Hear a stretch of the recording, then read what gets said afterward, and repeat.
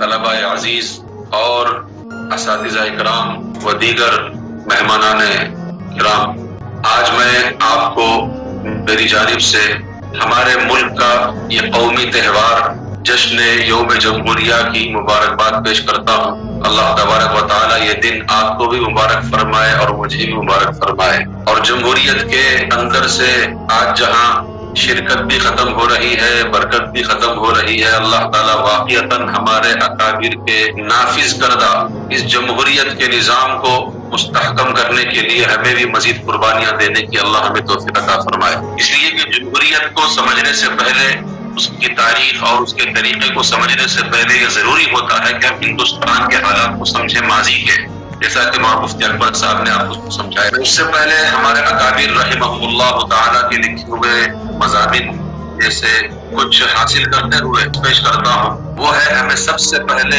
اپنے ہندوستانی ہونے پر بہت فخر کرنا ہے۔ ہمیں فخر ہے کہ ہم ہندوستانی ہیں۔ علامہ اقبال کا شعر میں نے آپ کے سامنے جو پڑھا، یہ واقعتاً ہمارے لیے بہت بڑا شعر ہے۔ سارے جہاں سے اچھا ہندوستان ہمارا، ہم بلبلے ہیں اس کی گلستاں ہمارا۔ اللہ تبارک و تعالیٰ کا ہم کرم مانتے ہیں، احسان مانتے ہیں کہ اللہ تبارک و تعالیٰ نے ہمیں یہاں پیدا فرمایا۔ میں یہ کیوں کہہ رہا ہوں اور بار بار کہہ رہا ہوں، میں ہمیشہ ایک بات کہا کرتا ہوں کہ امریکہ میں رہنے والا مسلمان، جاپان میں رہنے والا مسلمان، چین میں رہنے والا مسلمان، وہ ہندوستانی سرزمین پر یعنی ہندوستان پر اس کا کیا رشتہ ہے ہندوستان سے۔ یہ کہا کرتا ہوں کہ وہ خود بھی اپنے آپ کو ہندوستان سے محبت رکھنے والا، محبت کرنے والا بنائے۔ کیوں؟ ہم یہاں ہندوستان میں ہیں، ہمیں ضروری نہیں کہ ہم جاپان سے محبت کریں، ہمیں ضروری نہیں کہ ہم امریکہ سے محبت کریں، ہمیں ضروری نہیں کسی اور ملک سے محبت کریں، لیکن دیگر تمام ممالک میں رہنے والے باشندگان مسلمانوں کو گونا محبت ہونا چاہیے ہندوستان سے۔ اور اس کی وجہ حضرت آدم علیہ السلام کا یہاں تشریف لانا، یہ حضرت آدم علیہ السلام کی سرزمین ہے۔ ہمارے اکابر بالخصوص حضرت مولانا سید حسین احمد مدنی رحمت اللہ علیہ، آپ نے باقاعدہ ایک رسالہ لکھا ہے، اور حضرت مولانا سید محمد میاں دیوبندی رحمت اللہ علیہ جو مؤرخ ہیں، اللہ تبارک تعالیٰ ان حضرات کی قبروں کو نور سے منور فرمائے، انہوں نے رسالہ لکھا ہے ہمارا ہندوستان اور اس کے فضائل۔ الحمدللہ ہندوستان کی فضیلت، دراصل ہمارے استاد جی دامت برکاتہم حضرت متکلم اسلام جو فرماتے ہیں، اور ان کا جو مشن ہے، ان کی جو سوچ ہے، ان کی جو تڑپ ہے، ہمارے اکابر کی نہیں کرتے۔ ایک تو ان کو ہم پڑھتے نہیں، اور پڑھتے ہیں تو دوسروں کو پڑھاتے نہیں، اور اس کو اجاگر نہیں کرتے۔ یہ ہمارا سب سے بڑا جرم ہے۔ اللہ کرے میرے شیخ، میرے استاذ کی فکر کے اندر ہم ڈھل جائیں، اور اپنے اکابر کا قیمتی سرمایہ ہمیں جو ملا ہوا ہے، یوں سمجھے کہ مکمل ایک پیکج ہے، ہمیں کسی طرف ادھر ادھر دائیں بائیں جھانکنے کی ضرورت نہیں۔ ملک کی قربانیوں سے لے کر اسلام کی ضروریات سے لے کر ہر چیز ہمیں ملی ہوئی ہے ہمارے اکابر کے صدقے میں، انہوں نے سب کام کر دیا۔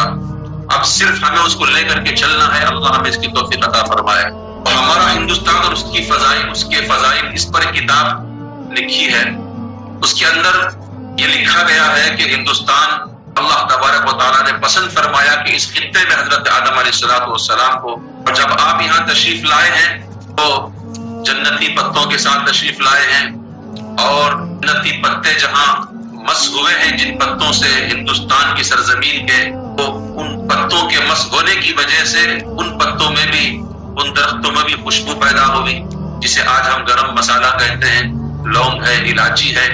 اس کی خوشبو میں نے ایک ہندوستان کے بڑے عالم دین حضرت مولانا اقبال صاحب قاسمی جمعیت علماء کے ناظم شعبہ اصلاح معاشرات ہے ایک بڑے زمانے تک، تو ان سے میں نے خود سنا کہ لونگ، الائچی، یہ جو دار چینی جس کے اندر خوشبو ہے، یہ اصل میں حضرت آدم علیہ السلام کے جنت سے تشریف لائے ہوئے اور پہنے ہوئے پتوں سے مس ہوئی خوشبو ہے، میں پھیلی ہے۔ تو بہرحال لکھتے ہیں کہ حضرت آدم علیہ السلام نے یہاں توبہ کی ہے، تو نبی کریم علیہ السلام کا وسیلہ لیا ہے، تو حضرت نبی کریم علیہ السلام کا نام بھی اس سرزمین پر گونجا ہے۔ حضرت جبرائیل علیہ السلام یہاں تشریف لائے ہیں تو انہوں نے بھی یہاں آ کر اللہ اکبر کی صدائیں بلند کی ہے اور نعرہ بلند کیا ہے۔ ایسی بہت ساری چیزیں ہیں جس سے ثابت ہوتا ہے کہ ہندوستان کی فضیلتیں باقاعدہ مسلم ہے، ہمیں اس سے پیار کرنا چاہیے۔ ہم دو حیثیت سے مسلمان ہندوستان کو پیار کرتے ہیں، ایک مسلمان ہے ہونے کی حیثیت سے ہندوستان کو پیار کرتے ہیں کہ یہ ہمارے بابا آدم کی سرزمین ہے، اور دوسرا یہ کہ ہم اس مٹی سے پیدا ہوئے، یہ ہماری خوش نصیبی ہے۔ اللہ تبارک تعالیٰ کا شکر ہے کہ ہم دو حیثیت سے مسلمان ہندوستان پر فخر کرتے ہیں۔ دوستو، کی گفتگو آپ کے سامنے رکھتا ہوں، سمجھ گئے کہ ہم ہندوستان میں پیدا ہوئے ہیں تو ہمیں فخر کرنا چاہیے۔ سارے جہاں سے اچھا ہندوستان ہمارا، اس کو ہمیں ماننا چاہیے۔ تو دیکھیے، جب ہندوستان آزادی کے قریب ہوا، جیسا کہ مفتی اکبر صاحب نے آپ کے سامنے قدر تفصیل سے بات فرمائی، جو ضرورت تھی آپ حضرات کو اور آج کی پروگرام کی مناسبت سے، جب ہندوستان آزادی کے قریب ہوا تو جمعیت علماء ہند کا قیام ہو چکا تھا۔ جمعیت علماء ہند اصل میں 1919 سے پہلے ایک بٹے ہوئے علماء تھے، ان کی فکریں ملی ہوئی تھی لیکن ان کے جسم بٹے ہوئے تھے، کوئی الگ محنت میں، لیکن سب کی فکر آزادی ہی کی تھی۔ تو ضرورت محسوس ہوئی تو 1919 میں وہی علماء کام کرنے والے آپس میں ملے جلے اور جمعیت علماء ہند پلیٹ فارم کو انہوں نے قائم کیا، جو آج تک قائم ہے۔ اللہ تبارک تعالیٰ اس کو نظر بد سے بچایا۔ تو جمعیت علماء کے اس وقت کے اکابر، جس میں حضرت مولانا ابوالکلام آزاد، حضرت مولانا حفظ الرحمان سہاروی، حضرت مولانا مفتی کفایت اللہ دہلوی، حضرت مولانا حسین احمد مدنی وغیرہ اکابر رحمہم اللہ تعالی، یہ بھانپ رہے تھے کہ ہندوستان آزاد ہونے سے قریب ایک طاقت جو قریب میں ابھری ہے، جس کا تذکرہ مولانا ابوالکلام آزاد نے انڈیا ونس فریڈم میں لکھا ہے کہ ایک طاقت ابھری جو یہ چاہتی تھی کہ ہندوستان کا مذہب کسی ایک مذہب کی طرف اس کا جو ہے رنگ جائے، یعنی ہندوستان کا کوئی خاص مذہب ہو۔ یہ کیوں ہوا؟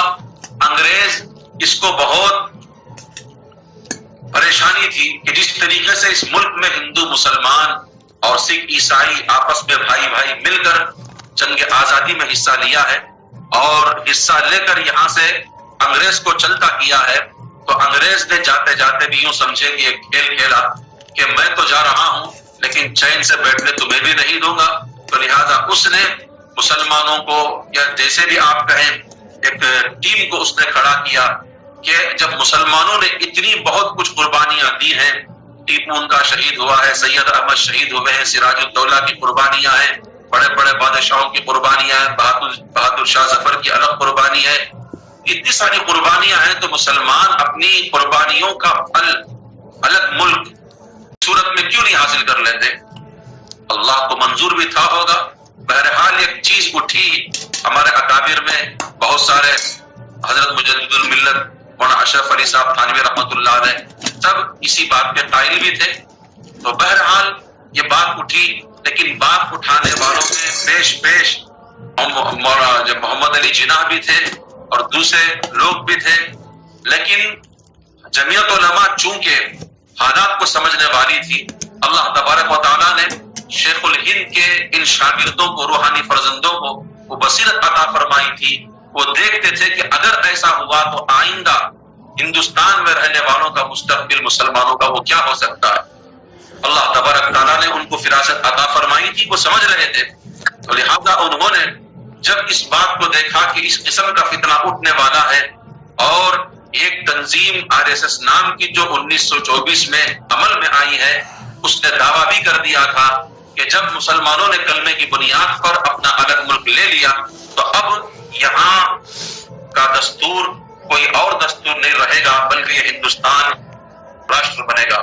چونکہ جمعیت علماء کے اکابر شروع سے موتی لال نہرو سے، جواہر لال نہرو سے اور مہاتما گاندھی، اس وقت کے بڑے بڑے کانگریس کے قدآور نیتاؤں سے، لیڈروں سے یہ بات منواتے چلے آ رہے تھے کہ ہرگز نہیں ہو سکتا، ہم ایک فتنہ دیکھ رہے ہیں، کچھ جو ہے بدبو محسوس کر رہے ہیں، ہندوستان کے اندر کچھ ہونے والا ہے، نے اس لیے کہ مہاتما کا لقب بھی ہم نے دیا تھا، ورنہ تو ایک وقت ایسا تھا مہاتما گاندھی جب آکسفورڈ یونیورسٹی گئے اور وہاں جا کر وہاں کے رہنے والے پڑھنے والے ہندوؤں کو آزادی کی طرف ان کا جو ہے ذہن تبدیل کرنے کے لیے گئے، تو وہاں خود ہندو طلباء نے آکسفورڈ یونیورسٹی میں گاندھی جی کے اوپر گاندھی جی کو جو ہے جوتی کی مالا پہنائی۔ وہ وہاں سے بالکل نا امید چلے آئے تھے، ہمارے علماء نے ان کو یہاں تھاما اور یہ کہا کہ آپ نا امید نہ ہو، اور پھر اس کے بعد ان کو مدرسہ عالیہ کلکتہ کے طلباء نے ان کا استقبال کیا، ایسا استقبال کیا کہ ان کے اندر ہمت بندھی، اور پھر آگے چل کر ہمارے علماء نے، چونکہ ضرورت تھی اس وقت ہندو قوم سے، ہندو مذہب سے کوئی نمائندہ ساتھ میں ہو جو بڑا مانے جس کو ہندو، اور وہ ہمارے ساتھ مل کر کام کرے، تو اس کے بعد جو ہم انگریز کو یہاں سے نکال سکتے ہیں۔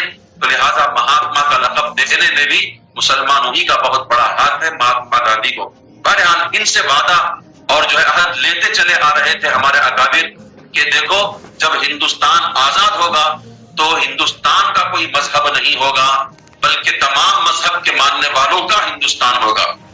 یہ چیز آپ نوٹ کر لیں، جمہوریت کی گویا کہ میں تشریح کر رہا ہوں ایک لفظ میں، ایک جملے میں، وہ کیا ہے؟ ہندوستان کا کوئی مذہب نہیں ہوگا بلکہ تمام مذہب والوں کا ہندوستان ہوگا۔ ہمارے علماء نے لوگوں سے کہا کہ دیکھو ہندوستان آزاد ہوگا تو یہ کسی کی اس پر بالادستی قائم نہیں رہے گی، یہاں جو ہے یہاں کا جو نظام ہوگا، یہاں جو دستور ہوگا وہ جمہور پر ہوگا، یعنی جمہوری ملک بنے گا، ڈیموکریسی پر معمول کرے گا۔ تو لہٰذا جب ہندوستان آزاد ہوا اور جب یہ طاقت جو ہندوستان کو ہندو راشٹر بنانا چاہتی تھی وہ آگے بڑھ کر اپنی محنتوں کو، کوششوں کو انہوں نے تیز کیا، موتی لال نہرو، جواہر لال نہرو سے بڑھ کر مہاتما گاندھی سے یہ عہد لیا تھا۔ تو لہٰذا مہاتما گاندھی اور اس وقت کے کانگریس کے لیڈران نے ہمارے اکابر کی باتوں کو تسلیم کرتے ہوئے، اور کیوں نہ تسلیم کرتے کہ ہمارا اکابر کا ان کے اوپر احسان تھا۔ ایک وقت تھا کہ کانگریس کا جب وجود ہوا ہندوستان میں تو کوئی اس کی طرف دیکھنے والا نہیں تھا، اس لیے کہ بڑے حالات خطرناک تھے۔ اگر کوئی غیر مسلم کانگریس کی طرف رجوع کرتا تو کرتا، اس میں داخل ہوتا تو ہوتا، لیکن ایک مسلمان کا کانگریس سے تعلق ہو جائے یہ صرف اور صرف ہمارے اکابر کی دین ہے، جمعیت علماء کی دین ہے۔ انہوں نے ان تمام چیزوں کو سامنے رکھ کر کے دیکھا، بھانپا اور کہا کہ مسلمان اپنی سیاسی پارٹی نہ بنائے نہ صحیح، لیکن کم از کم کچھ سیکولر ذہن کے لوگ جس پارٹی کے اندر موجود ہوں تو ان کو چاہیے کہ کسی ایک ایسی پارٹی کو کے ساتھ میں چلے۔ تو لہٰذا اس وقت کے ہمارے اکابر کی سوچ تھی، انہوں نے مسلمانوں سے اپیل کی کہ کانگریس کے اندر مسلمان داخل ہو سکتا ہے۔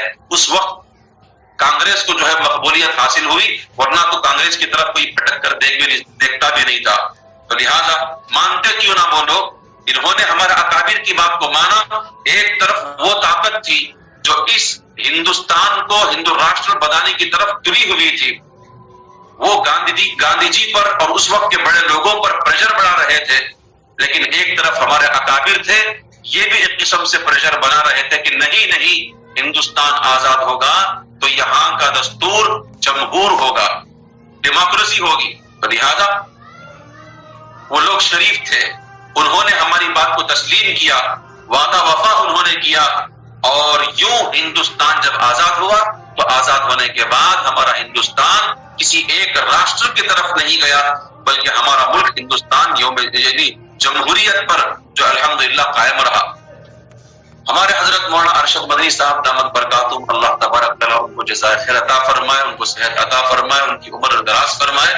حضرت ہمیشہ فرماتے ہیں کہ گاندھی جی نے RSS والوں کی بات نہ مانی، یعنی وہ ہندو راشٹر بنانا چاہتے تھے لیکن گاندھی جی چونکہ شریف آدمی تھے اور باوفا آدمی تھے، انہوں نے ہماری بات مانی، تو اسی کی پاداش میں گاندھی جی کا قتل ہوا کہ آپ ایک ہندو مذہب سے تعلق رکھتے ہوئے آپ نے اس ملک کو ہندو راشٹر بنانے کی طرف کوشش نہیں کی، بلکہ ان لوگوں کی بات مان کر آپ نے اس ہندوستان کو جمہوری ملک بنا دیا۔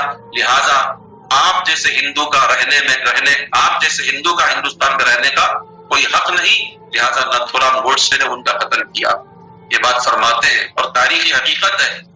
تو میرے دوستو، ہمیں ایک ذہنیت کے ساتھ چلنا ہے. دیکھو، اگر میں یہ کہہ رہا ہوں کہ آج ہم یوم جمہوریہ مناتے ہیں، اس کا جشن مناتے ہیں، لیکن معاف فرمائیں کہ نہ یوم آزادی کے موقع پر چلو اکا دکا کہیں ہم اپنے مسلمانوں کی قربانیوں کا تذکرہ کر لیتے ہیں، لیکن بالخصوص جمہوریت کے جشن کو منانے کے موقع پر ہم اپنے اکابر کی خدمات کا تذکرہ اور اس کا اعتراف نہیں کیا کرتے. عام طور پر ہمیں چاہیے کہ ہم اپنے اکابر کی خدمات کا تذکرہ کریں. یہاں اس ملک کی آزادی، اس ملک کو آزادی نصیب ہوئی ہے محض ہمارے اکابر کی، ہمارے بادشاہوں کی قربانیوں کے صلے میں. جیسا کہ مفتی اکبر صاحب نے آپ کے سامنے یہ بات کہی کہ 1799 میں حضرت ٹیپو سلطان شہید رحمۃ اللہ علیہ نے عملاً بتایا کہ ہندوستان کو آزاد کرانے کے لیے صرف ڈائلاگ نہیں، صرف جو ہے اور کوئی تحریک نہیں، اس انتہا تک جانا پڑتا ہے، اس درجے تک قربانی دینا پڑتا ہے. گویا کہ انہوں نے آنے والے وقت کے مجاہدین کے لیے پیغام دیا، اگر ملک کو بچانا چاہتے ہو تو ایک بادشاہ، ایک سلطان، ایک حکمران جس کی سلطنت خداداد ہمیشہ خوشحالی کا شکار رہی الحمدللہ. انگریزوں کی نظر بھی اس پر جمی ہوئی تھی کہ ٹیپو سلطان کی سلطنت خداداد کی رعایا اتنی خوشحال کیوں ہے. خیر یہ الگ مضمون ہے. تو لہٰذا حضرت ٹیپو سلطان شہید رحمۃ اللہ علیہ نے گویا کہ پیغام دیا، ہندوستان سے اگر انگریز کے ناپاک قدم کا خاتمہ کرنا ہے، گردنوں کا نذرانہ بھی پیش کرنے کی ضرورت. ہم نے یوں آغاز کیا ہندوستان کی آزادی کی جہاد کا، اور باقاعدہ سب سے پہلے خون سے ہم نے تاریخ رقم کی، ٹیپو سلطان کی شہادت کے خون سے. اس کے بعد ہم نے قلم کی قربانی بھی پیش کی. شاہ عبدالعزیز محدث دہلوی رحمۃ اللہ علیہ نے اپنے قلم سے لکھا کہ آج سے ہندوستان دارالحرب ہو چکا ہے، دارالحرب ہو چکا ہے. یہاں کے رہنے والوں پر جہاد، آزادی فرض ہو چکا ہے. میں چلتے میں آپ حضرات سے گزارش کرتا ہوں، آج جہاد کو بدنام کیا جاتا ہے، کیا جاتا رہے گا اس وقت تک جب تک کہ ہم جہاد کی تشریح نہیں کریں گے. دیکھو، ہندو بھائیوں کے سامنے جہاد کی تشریح ہم علمی طور پر نہ کریں اور وہ اس کے متحمل بھی نہیں ہے، لیکن یہ تو کہہ سکتے ہیں کہ دیکھو اگر جہاد نہ ہوتا تو ہندوستان آزاد نہ ہوتا، جہاد نہ ہوتا ہندوستان آزاد نہ ہوتا. یوں سمجھو کہ جہاد نام ہے کسی چیز کو حاصل کرنے کے لیے کوشش میں جو ہے کوشش کی انتہا کر دینے کا. ان کو سمجھا سکتے ہیں. ہم نے جہاد آزادی کا بگل بجایا، ہم نے جہاد آزادی کا نعرہ دیا، ہمارے ہی قلم سے جہاد آزادی کا فتویٰ صادر ہوا ہے. تو یہ جہاد یہ فی نفسہ شر کا نام نہیں ہے، ظلم کا نام نہیں ہے، دہشت کا نام نہیں ہے، بلکہ کوششوں کی انتہا کا نام ہے. تو جہاد آزادی کا نعرہ ہم نے دیا، تو یہ تو ہم بات تسلیم کرتے ہیں.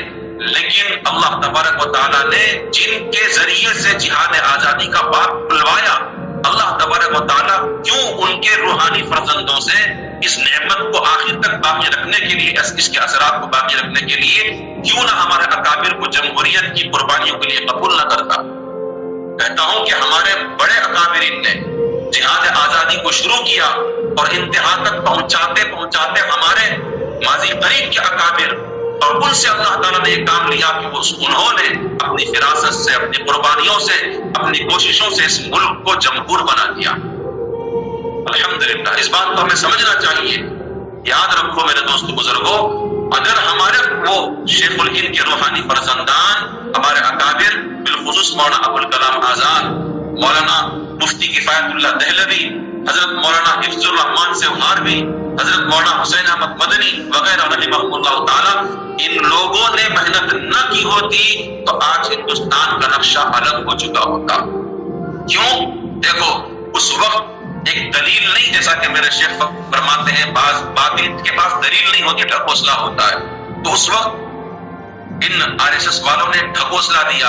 وہ کیا تھا کہ دیکھو، مسلمانوں نے جب ہندوستان کی جہاد آزادی کا فتویٰ دیا، اب جیسے کہ ہم مان رہے ٹیپو کے قربانیوں سے یہ ہندوستان آزاد ہوا ہے، ان کا خون اس مٹی میں شامل ہے، وہ قربانیوں کے باب کے فہرست میں سب سے پہلے مجاہد ہیں، شہید ہیں، وطن کے لیے شہید ہونے والے لہٰذا ہم اپنی قربانیوں کا جب تذکرہ کرتے ہیں تو اس وقت کے RSS والوں نے یہی کہا کہ جب تم یہ کہتے ہو کہ ٹیپو سلطان نے قربانی دی ہے، شاہ عبدالعزیز دہلوی نے جہاد کا فتویٰ دیا ہے، کہیں شاہ اسماعیل کی شہید کا تم تذکرہ کرتے ہو، کہیں سید احمد شہید کی بالا کوٹ میں تن اور سر کو جدا کرنے کا تم تذکرہ کرتے ہو، کہیں شاملی کے میدان کا تذکرہ کرتے ہو، کہیں اشفاق اللہ خان کی خدمات کا تذکرہ کرتے ہو، کہیں حکیم اجمل خان کی خدمات کا تذکرہ کرتے ہو۔ تمہاری خدمات ہیں، ہم مانتے ہیں، انکار نہیں کرتے، لیکن تم نے اپنی خدمات کے صلے میں اپنا الگ ملک لے لیا تو اب اس ملک پر آپ کا کوئی حق نہیں ہے۔ یہ انہوں نے دلیل کی صورت میں ڈھکوسلا دیا، اور جن کے اندر فراست ہوتی ہے وہ دلیل اور ڈھکوسلے کے فرق کو سمجھتے ہیں، جیسے کہ میرے شیخ کو اللہ نے وہ فراست دی ہے۔ انہوں نے سمجھایا کہ آج فرق ضالہ والے دلیل کے نام پر اس طریقے سے ڈھکوسلا ہمارے سامنے پیش کرتے ہیں۔ انہوں نے ہمارے متکلم اسلام دامت برکاتہم کہ اللہ تعالیٰ کو جزائے خیر عطا فرمائے، دلیل کیا ہوتی ہے، ڈھکوسلا کیا ہوتا ہے، انہوں نے ہمیں سمجھایا، ورنہ پہلے ہم بھی جو ہے اس غلط ملت کا شکار تھے۔ بہرحال یہ ہمارے اکابر کی سوچ ہے، اور جو اکابر کے نقش قدم پر چلتا ہے اللہ تعالیٰ ان کو بھی ویسی ہی فراست عطا فرماتے ہیں۔ تو انہوں نے بھی اس زمانے میں ان لوگوں کے ڈھکوسلے کو سمجھا، کہا کہ نہیں تمہاری یہ دلیل باطل ہے۔ جو لوگ الگ ملک یعنی تقسیم وطن کے بعد تقسیم سے راضی تھے وہ لوگ چلے گئے، جو تقسیم سے راضی نہیں تھے وہ لوگ ملک میں موجود ہیں۔ جانے والی مٹھی بھر تعداد تھی، کہیں زیادہ تعداد ہندوستان کے اندر موجود ہے، تو لہٰذا موجودہ ہندوستانیوں کی وکالت ہمارے اکابر نے کی، اور انہوں نے کہا کہ ہرگز نہیں ہو سکتا۔ اور ببانگ دوہل کہا ہمارے اکابر نے اس وقت موتی لال نہرو سے، جواہر لال نہرو سے، مہاتما گاندھی، اس وقت کے بڑے بڑے جو کانگریس کے قدآور لوگ تھے، ان سے کہا کہ دیکھو تم ہمارے اوپر اس بات کو نہ تھوپو، اگر تقسیم وطن پر تم نے تقسیم وطن پر راضی ہوئے ہو تو تم ہوئے ہو، ہم نے نہ تقسیم وطن پر اپنی رضامندی کا اظہار کیا، نہ یہ کہ ہم اس پر آج بھی راضی ہیں۔ اس کی پاداش میں ہمارے اکابر کو لوگوں نے ہمارے اکابر پر جوتے برسائے۔ حضرت مدنی رحمت اللہ علیہ کو لوگوں نے ہندوؤں کا پٹھو کہا۔ میں آپ کو بتاؤں کہ صرف تقسیم وطن کی مخالفت کی وجہ سے حضرت مدنی رحمت اللہ علیہ کو لوگوں نے ایسے ستایا ان کے سامنے کپڑے نکال کر کے ننگا ناچ ناچا گیا۔ چلو میں چلتے چلتے قربانی کا تذکرہ کر دیتا ہوں۔ حضرت مدنی رحمت اللہ علیہ سفر میں ہے، ایک جگہ حضرت مدنی کو اطلاع ملی کہ فلانے اسٹیشن پر جہاں تھوڑی دیر گاڑی رکنے والی ہے تو چند لوگ آپ کے استقبال میں آپ سے ملنے کے لیے آنے والے ہیں۔ حضرت مدنی کی ٹرین رکی، وہاں دیکھتے ہیں تو چند لوگ ٹرین میں داخل ہوئے، اور آ کر کے انہوں نے سیدھے حضرت مدنی رحمت اللہ علیہ کے مبارک پیشانی پر سندور لگایا، کمکم جسے کہتے ہیں، یعنی جو ہندو لوگ اپنی شناخت کے لیے لگاتے ہیں، اور پھر سنار باندھنے کی کوشش کی، اور اس کے بعد لگایا کہ ہندوؤں کا امام حسین احمد مدنی، ہندوؤں کا امام حسین احمد مدنی۔ اللہ اکبر! کیا جگر گردہ تھا ان کا، کیا جگر تھا، کیا صبر تھا ان کا، انہوں نے صبر کیا، کیوں؟ ان کے سامنے ایک ٹارگٹ تھا، اللہ نے ان کو فراست دی تھی، دنیا ہماری مخالف ہو جائے لیکن اللہ نے جو ہمیں یعنی ان کے سامنے جو ہندوستان کا تصور تھا، ہندوستان کے حالات اللہ نے ان کے سامنے کھول دیے تھے، وہ اپنے جو ہے موقف پر ڈٹے رہے اور جو ہے اٹل رہے۔ پھر آخر اللہ تبارک تعالیٰ نے کرم فرمایا کہ کیوں نہ ان کی قربانیاں رنگ لاتی۔ مہاتما گاندھی، اس وقت کے قداور لوگ ہمارے اکابر کی بات کو تسلیم کیا، اور انہوں نے یہ بات کہی کہ یہ جو ہندوستان کا دستور یہ جمہور دستور بنے گا، کسی ایک کی بالادستی اس پر قائم نہیں رہے گی۔ میرے دوستو بزرگوں، یہ جو ہے موٹی باتیں میں آپ کے سامنے کہہ رہا ہوں تاکہ آپ حضرات کو بھی اس کا علم ہو اور ہم سمجھیں کہ جمہوریت کے لیے ہمارے علماء نے کیا کیا۔ تو اس وقت اگر ہمارے اکابر وکالت نہ کرتے ہماری اور ان کے ڈھکوسلوں کو نہ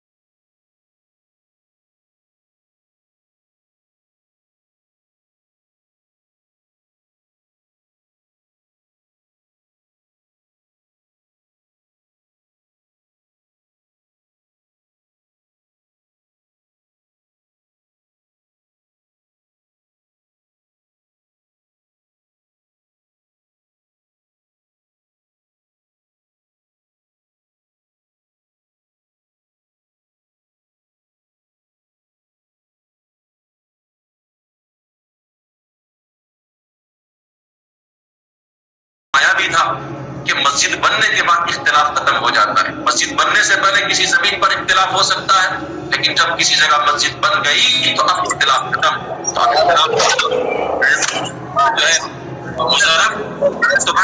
مسئلہ ہے. میں آپ حضرات سے یہ گزارش کر رہا ہوں، آج جشن یوم جمہوریہ ہم منا رہے ہیں. اللہ آپ کو بھی مبارک فرمائے، مجھے مبارک فرمائے.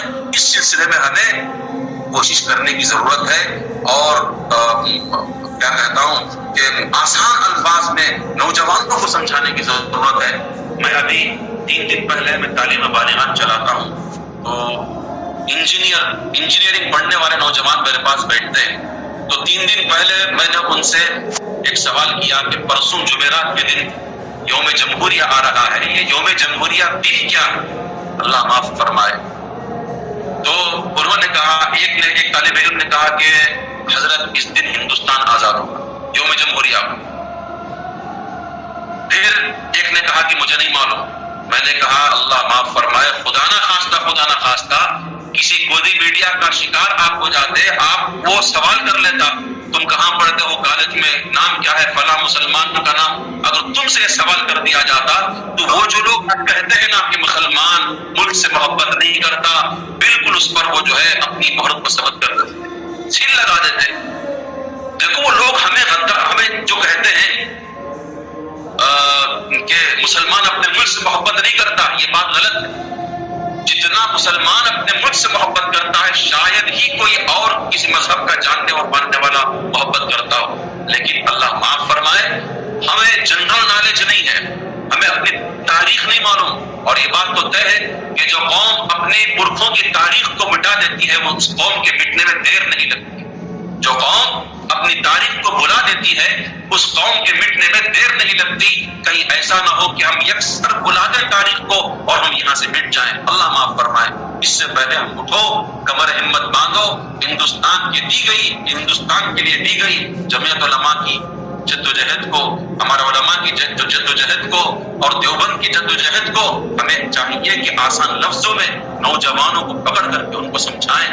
تو پھر میں نے ان سے کہا کہ دیکھو بیٹا ایسے نہیں کرتے، یہ آپ کا جو ہے قومی جرم ہے. آج ہماری قومی عید ہے یوم جمہوریہ اور یوم آزادی. ہم تمام ہندو مسلم سکھ عیسائی کا یہ قومی تہوار ہے. میں نے کہا کہ تمہارا یہ قومی جرم ہے کہ تم نے قوم کی ایک چیز کو نہیں جانا، اس سے تم نے جہالت کا جو ہے جہالت پنا اختیار کیا. ایسے نہیں ہونا چاہیے. ایسے کتنے لوگ ہوں گے میرے دوستوں بزرگوں جو ان چیزوں سے لاعب ہیں. اور یاد رکھو، جب ہم اپنے آباء و اجداد کی تاریخ کا علم رکھتے ہیں ہمارا سینہ چوڑا ہوتا ہے. کیسا ہمارے سامنے کوئی سنگھی بھی آ کر کے کھڑا ہو جائے ہم اس کے سامنے پست ہمت نہیں ہوں گے. ہمارا سینہ جرأت سے جو لبریز ہوگا. اس لیے ہمیں چاہیے کہ ہم اپنی تاریخ کو پڑھیں، آزادی کی تاریخ کو بھی پڑھیں اور جنگ کے دہل کھڑے ہو کر کے جواب دے دیں. حجاب تو دور کی بات، حجاب کے اندر بننے والا ایک داغا یہ بھی ختم ہو جائے، اس کے لیے مسلمان برداشت نہیں کرے گا. یہ ہمارے اندر سے جرأت کیسے ختم ہوتی ہے؟ جرأت اسی وقت ختم ہوتی ہے جب ہم اپنے پوروجوں، ہمارے اکابر کی قربانیوں سے یکسر نظر انداز ہو کر کے ہم جیا کریں. میں آخر میں ایک مثال دے کر اپنی بات کو ختم کرتا ہوں. آپ کا گھر ہے مثلا کرائے کا، اور آپ کرایہ بھی اس کا نہیں ادا کر رہے ہیں. ایک وقت آتا ہے کہ کرایہ دار، گھر کا مالک آپ کو گھر سے نکال دیتا ہے اور آپ یا میں جو بھی ہو مجبور محض بن کر وہاں سے نکل جاتے ہیں. لیکن کسی کو معلوم ہو کہ جس مکان میں تم رہ رہے ہو تمہیں تصور دیا گیا کرائے کا، لیکن یہ اصل مکان تمہارے باپ دادا کا ہے، بنایا ہوا ہے. جب معلوم ہو گیا اسی کرایہ دار کو، اس کے سامنے دستاویز پیش کر دیے گئے، گھر کے کاغذات پیش کر دیے گئے، ان کاغذات پر ان کے باپ دادا کے دستخط دکھا دیے گئے. اب فوراً اگلے ہی لمحہ اس کے اندر ایک قسم کی انرجی آ جاتی، اچھا میں اپنے آپ کو آج تک کرایہ دار سمجھتا تھا، یہ گھر میرے باپ کا ہے، یہ میرے باپ دادا کا ہے. میرے دوستو ایسے ہی آج پورے ہندوستانی مسلمانوں کو کرایہ دار بول کر ان کے اندر کی جرأت کو ختم کر دیا گیا ہے. اٹھو مسلمانوں، اٹھو میرے نوجوان دوستوں، طالب علم ساتھیوں، آج تمہارا فریضہ ہے آج تمہارا فریضہ ہے کہ اٹھو اور آگے آ کر کے کہو ہندوستان کے لیے جنگ آزادی کا جہاد کا فتویٰ دینے والے بھی ہم ہیں اور گردن کا نذرانہ پیش کرنے والے بھی ہم ہیں، ورنہ لوگ انگلی کٹانے سے بھی کتراتے تھے، وہ تو ہمارا ٹیپو تھا جس نے صبح سے لے کر شام تک پیاسا ان انگریز مکاروں سے لڑتے ہوئے بھیڑتے ہوئے پیاسا اپنے گردن کو شہید کر دیا، کبھی اپنے وطن سے غداری کو اس نے قبول نہیں کیا۔ کہ ہم مسلمانوں کے بڑے ہیں اور انہی کے ہم روحانی فرزند ہیں، ہماری یہ تاریخ ہے۔ جرأت سے جیا کرو ہندوستان میں، جرأت سے جیا کرو، ہمت سے جیا کرو۔ میں کہتا ہوں ماب لنچنگ کا جو دور چلا، اس ماب لنچنگ کے دور میں بہت ساری چیزیں ہمیں دیکھنے کو ملی، واقعتاً جگر کٹتا تھا، دل روتا تھا۔ یہ وہ مسلمان ہے، ایک ٹیم کھڑے ہو کر ماب لنچنگ کر رہی ہے، ایک بھیڑ کھڑے ہو کر تشدد کا نشانہ اسے جو ہے نشانہ بنا رہی ہے، ایک مسلمان کھڑے ہو کر کے مار کھا رہا ہے، مر رہا ہے اور ہاتھ چھوڑنے پر مجبور ہے، اور جے شری رام کہے تو تقریباً وہ بھی بولنے کے لیے مجبور ہے۔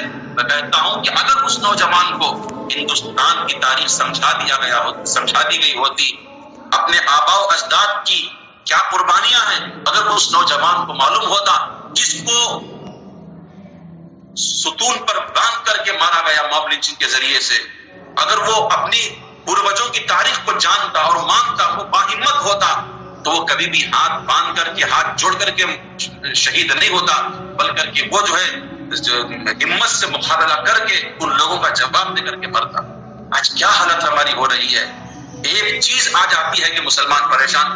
میں معافی کے ساتھ گزارش کرتا ہوں کہ ایک صاحب نے اس پروگرام میں ایک نظم پڑھی، ہم یہاں پریشان ہیں، ہم یہاں پریشان ہیں، اس چیز کو چھوڑو، ختم کرو، ہم پریشان نہیں۔ آج سے زیادہ خطرناک قسم کے حالات حسین احمد مدنی کے سامنے تھے، آج سے زیادہ خطرناک قسم کے حالات مولانا حفیظ الرحمان سہاروی کے ہاتھ میں سامنے تھے، آج سے زیادہ خطرناک قسم کے حالات عاصم نانوتوی کے سامنے تھے، آج سے زیادہ خطرناک قسم کے حالات ضامن شہید کے سامنے تھے، لیکن انہوں نے کبھی بھی پریشانی کا شکوہ نہیں کیا۔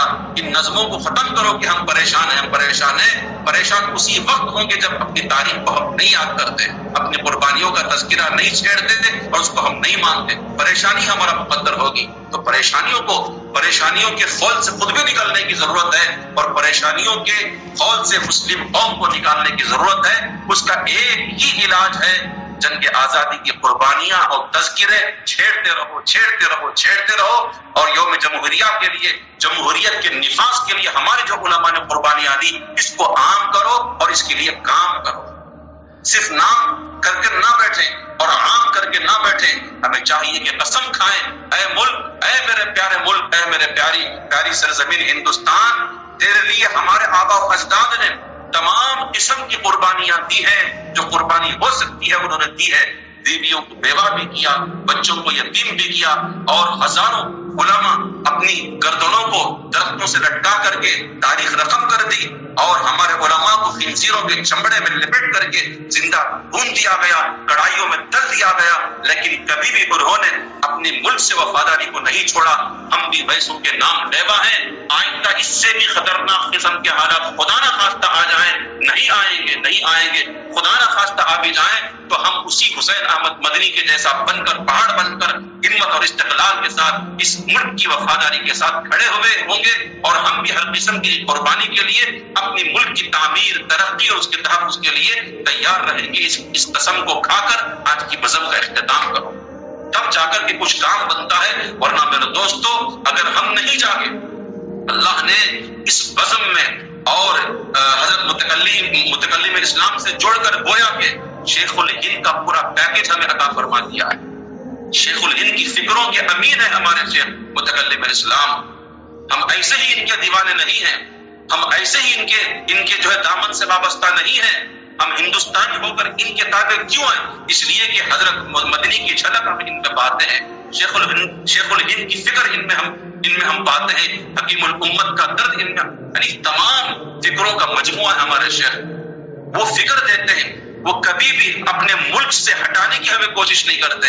وہ کہتے ہیں کہ ملک کے حالات میں، ملک کی سیاست کے بارے میں میرے سے مشورہ نہ کرو، صرف تمہارے لیے اصلاح کا یعنی مصلح ہوں، میں متکلم ہوں، میں استاذ ہوں، میں مربی ہوں، بس اتنا ہی۔ اگر ملک کا مسئلہ ہو میرے سے سوال کرنا جرم ہے۔ تم ہو تمہارے ارشد مدنی ہے، تم ہو تمہارا دارالعلوم دیوبند ہے، تم ہو تمہاری جمعیت علماء ہے، وہ وہاں کے سیاسی حالات کو سمجھتے ہیں، وہ وہاں کے حالات کو سمجھتے ہیں، انہی کے تابع رہو اور نہ حضرت ہمارے اس کے اندر دخل اندازی کرتے ہیں۔ لہٰذا ان کی سوچ کو ہم سلام کرتے ہیں، ان کی وسعت کو ہم سلام کرتے ہیں۔ ایسوں کے پیچھے ہم چل رہے ہیں تو چلو ہم آگے بڑھ کر شیخ الہند کا رول ادا کرنے والے بنے، ہمارے اکابر کا رول ادا کرنے والے بنے۔ بہرحال اللہ تبارک تعالیٰ ہماری آج کے اس اجلاس کو قبول فرمائے اور مجھے بھی عمل کی توفیق عطا فرمائے، آپ کو بھی عمل کی توفیق عطا فرمائے۔ جو باتیں میں نے بے ترتیب مجھے جو ذہن میں آئی میں نے آپ حضرات کے سامنے کہہ دی۔ اگر یہ حق ہے، سچ ہے تو اللہ قبول فرمائے، اگر اس کے اندر کچھ غلط ہو تو اللہ تعالیٰ مجھے معاف فرمائے۔ میں تمام حضرات کا شکریہ ادا کرتا ہوں۔ اسی طریقے سے جہاں کہیں بھی رہے ہندوستان میں، مسلمان کی حیثیت سے بھی رہے، ہندوستانی کی حیثیت سے بھی رہے، آج ہمیں چاہیے کہ ہم جتنا ممکن ہو سکے، ایک تو یہ ہے کہ دل میں ہمارے ہندوستان بسا ہوا، اس سے کوئی دل و دماغ میں خون کے قطرے میں ہندوستان کی محبت ہے، لیکن بعض مرتبہ در پردہ تو ہے ہی، بعض مرتبہ بر پردہ آنا پڑتا ہے۔ حضرت حکیم الامت مولانا اشرف علی صاحب تھانوی رحمۃ اللہ علیہ فرماتے تھے کہ دیوبندیوں کا عشق رسول در پردہ ہے، نہیں حضرت کا نہیں کسی اور کا قول ہے، دیوبندیوں کا عشق رسول در پردہ ہے، بریلویوں کا عشق رسول بر پردہ ہے۔ پھر آگے فرماتے تھے یہ در پردہ بر پردہ کے چکر میں نہ رہو، در پردہ تو ہے ہی، آج بر پردہ آ جائیں گے تو انشاءاللہ جھوٹے عاشقوں کا خاتمہ ہو جائے۔ تو ہم در پردہ ہندوستان سے محبت کرنے والے ہیں ہی، آج چلو ہم بر پردہ بھی ہندوستانی ہیں، یہ بتانے اور جتانے کی ضرورت ہے۔ اللہ تعالیٰ میری اور آپ کی اور تمام لوگوں کی کاوشوں کو قبول فرمائے۔ اس موقع پر ہم تمام ان ہمارے اکابر، ہمارے مجاہدین، ہمارے تمام مجاہدین جنہوں نے آزادی کے لیے، جمہوریت کے نفاذ کے لیے قربانیاں دی، دعا کرتے ہیں اللہ تبارک تعالیٰ ان کی قبروں کو نور سے منور فرما دے، اللہ تعالیٰ ان کی قبروں کو نور سے منور فرما دے، اور اللہ سے ہم دعا کرتے ہیں کہ ان کے بعد اب ہم موجود ہیں، موت سے پہلے اللہ تعالیٰ ہمیں ان کا سچا پکا غلام بنا دے۔ آمین وآخر دعوانا الحمدللہ۔